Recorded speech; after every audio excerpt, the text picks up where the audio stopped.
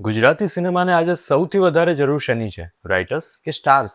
એક સવાલ પૂછું, જો હું તમને કહું કે કાલે એક ફિલ્મ રિલીઝ થવાની છે જેમાં બહુ મોટા મોટા એક્ટર્સ છે, સારું લોકેશન છે, સારું બજેટ છે, સારું મ્યુઝિક છે, પણ સ્ટોરી થોડી ઠીકઠાક છે, તો શું તમે ટિકિટ લેશો? કદાચ હા, કેમ કે ઘણા મોટા નામો એની સાથે સંકળાયેલા છે. પણ ફિલ્મ જોયા પછી જો કોઈ તમારો મિત્ર તમને પૂછે તો તમે એને શું કહેશો કે ફિલ્મ કેવી લાગી? તમે કદાચ કહેશો કે એકવાર જોવાય, કેમ કે એક્ટર્સ સારા છે, અથવા મ્યુઝિક સારું છે, કે મોટું બજેટની ફિલ્મ છે. અને એટલે જ લાગ્યું કે આજે આ વાત કરવી બહુ જરૂરી છે. ઘણીવાર આપણે ફિલ્મોની ચર્ચા કરીએ ત્યારે સૌથી પહેલા આ જ વાત કરતા હોઈએ છીએ, કોણ હીરો છે, કોણ હિરોઈન છે, કેટલું બજેટ છે, પ્રોડ્યુસર કોણ છે. પણ એક વ્યક્તિ છે જેનું નામ ફક્ત ક્રેડિટમાં જ દેખાય છે, રાઇટર. પણ જરાક વિચાર કરજો કે કોઈક ફિલ્મમાં હીરો રડી શકે છે કેમ કે રાઇટરે એ સીન લખ્યો છે. ઓડિયન્સ એકદમ ખડખડાટ હસે છે કેમ કે રાઇટરે એ સીન લખ્યો છે. કોઈક વાર ક્લાઇમેક્સ જોઈને લોકો તાળીઓ પાડે છે, સ્ટેન્ડિંગ ઓવેશન આપે છે, કેમ કે એ રાઇટરે સીન એક પ્રકારે લખ્યો છે. અને એ સુધી કે કોઈ એક્ટરને જ્યારે નેશનલ એવોર્ડ મળે છે તો એની પાછળ પણ ક્યાંક ને ક્યાંક કોઈ રાઇટરની કલમ કામ કરી રહી હોય છે. જો રાઇટરે એ પ્રકારનું કેરેક્ટર, એ પ્રકારની ફિલ્મ,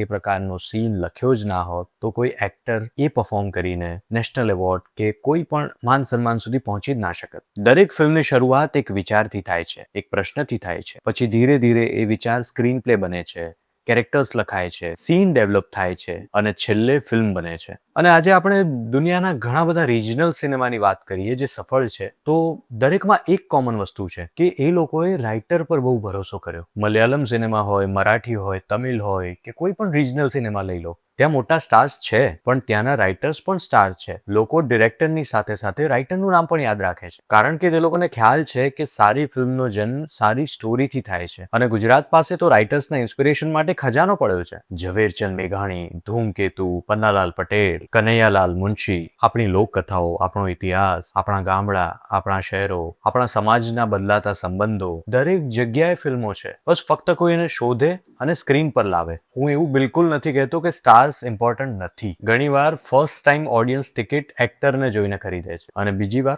સ્ટોરી, અને ત્રીજી વાર વિશ્વાસ કે આ ઇન્ડસ્ટ્રી ફરી એકવાર સારી ફિલ્મ આપશે. આપણી ઇન્ડસ્ટ્રીને સારા સ્ટાર્સની પણ જરૂર છે, પણ એના પહેલા મજબૂત રાઇટર્સની જરૂર છે. કારણ કે જ્યારે રાઇટર મજબૂત હશે તો કેરેક્ટર્સ મજબૂત લખાશે, વાર્તા મજબૂત લખાશે, અને કેરેક્ટર્સ ને વાર્તા મજબૂત હશે તો દરેક એક્ટરને સારી રીતે ચમકવાની તક મળશે. અને જો એક્ટર્સને ચમકવાની તક મળી તો આખી ઇન્ડસ્ટ્રી ચમકવાની જ છે. કદાચ સવાલ રાઇટર્સ કે સ્ટાર્સ એ નથી, કેમ કે સ્ટાર્સ કદાચ ફિલ્મોને સારી ઓપનિંગ અપાવી શકે છે, પણ રાઇટર્સ ઇન્ડસ્ટ્રીને સારી લોન્જિટિવિટી આપી શકે છે. અને એક ઇન્ડસ્ટ્રી ઓપનિંગથી નહીં, લોન્જિટિવિટીથી મહાન બને છે. હું છું શર્મન ઝવેરી. ફરી મળીશું ગુજરાતી સિનેમા અને સ્ટોરી ટેલિંગ વિશેની આવી રસપ્રદ વાત સાથે. નમસ્કાર.